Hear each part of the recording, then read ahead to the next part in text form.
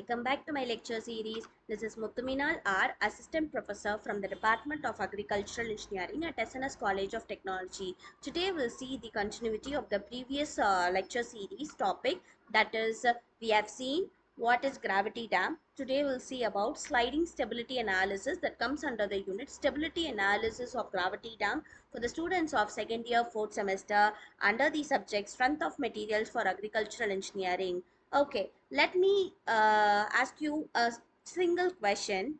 Have you all tried pushing a refrigerator? Yes. If it's empty, what happens? It skates a little. And if it is full of food or bricks or guilt, it won't budge, right? So that's friction, my friends. And it's the same force that keeps gravity dam from sliding down the river like a lazy raft. So let's break down what is sliding stability analysis. Shall we? Yes. Behind every gravity dam lies a silent thread, that is hydrostatic pressure.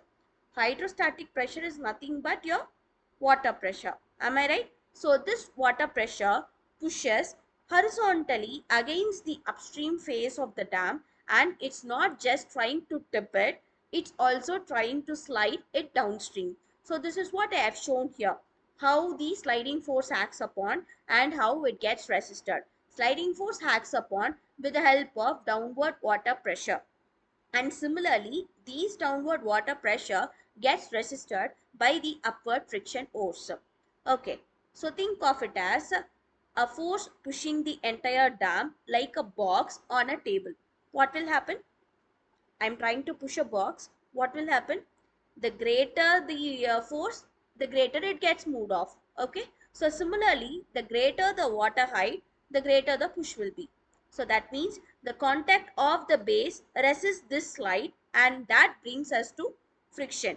So this is what the sliding friction acts upon, or the sliding stability acts upon over a gravity dam. Here, everyone has to understand the force of water, right? What happens here? The pressure actually gets distributed, and how that pressure gets distributed? The pressure gets distributed with the help of increasing with water depth. And similarly, there is also going to be a horizontal force that is going to be constantly pushing on the dam. So this water pressure dynamics deals with the total horizontal force that will be happening, that is calculating using water density and also with the help of height. So that is why I have given you a formula here. The formula for the horizontal force for determining it is going to be half rho GH square. So this is how we can identify the pressure dynamics that's going to happen with the help of water. Okay, the force of water. So this forces is similarly going to happen everywhere. So the frictional resistance is also open everywhere. So that frictional resistance is going to act upon as a secret weapon for the dam. So that secret weapon is nothing but your resisting force. So the resisting force is usually given by your coefficient of friction into your normal vertical force. That is what I have given here. Think that dam's resistance to the sliding comes from good friction, that is the roughness between the dam's base and the foundation rock. Where the friction happens, whenever there is going to be a sliding reaction and whenever there is going to be two particles going to slide towards each other, and there is going to be a force. Yes.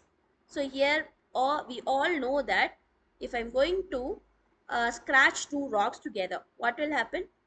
Due to that frictional force, it will create us some heat, right? Similarly, whenever there is going to be a friction, the resistance force is going to happen at the dam's base and also at the foundation rock. So this force could be calculated with this formula, and this means that the heavier the dam, the more it grips the foundation, just like that of the full refrigerator. So that's why I have given you an example. Okay, so next is going to be your factor of safety against your sliding. Here, engineers use a factor of safety to ensure the dam has enough resistance against sliding. Okay, so if that means that if the factor of safety is greater than 1.5, what happens? The dam is considered safe, and less than that, the time to revisit or redesign the risk a slow or a concrete catastrophe. That means it is not going to help us anyway. It is not going to give us any surety that this dam is going to be safe. So that's why I have given you an example. Here, as you guys can see, the weight of the dam is 10,000. Okay, so uplift pressure that has been reduced, that to of your forces, your pressure forces of 2500, and the coefficient of friction that I have given here is 0.7. Okay, so what happens, I have said you that my force, resisting force, could be calculated with the help of coefficient of friction with the water force that pushed up. Okay, so here my water force is 800, uplift pressure is 800. So that means 800 into my 0.7 will be is equal to 560 kilonewton. So the factor of safety is nothing but your resisting force divided by your driving force. So that will give me a value.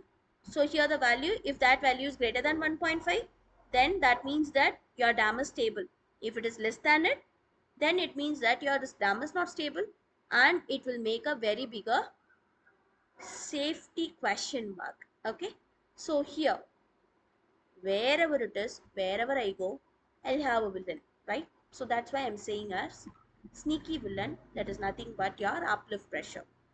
So this, you have to remember always, that uplift pressure, it seeps under the dam and also it tries to lift it, so that it will help me to reduce the normal force and therefore reducing friction.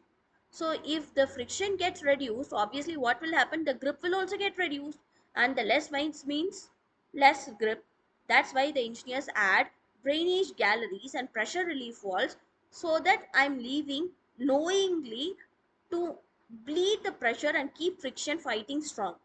So that's how I can keep my dam in a very uh, controllable condition. Okay, so how I can ensure the dam stability? So because I have been talking about what is dam stability, what is going to be friction, how I can ensure them, what is going to be uplift control, and how can I control them, whatever it is, what I have to know here is, as a concluding remarks, so sliding stability comes down to this: water pushes, the dam resists with weight and friction, and uplift, that's the slippery slope. It's nothing but a slippery slope, right?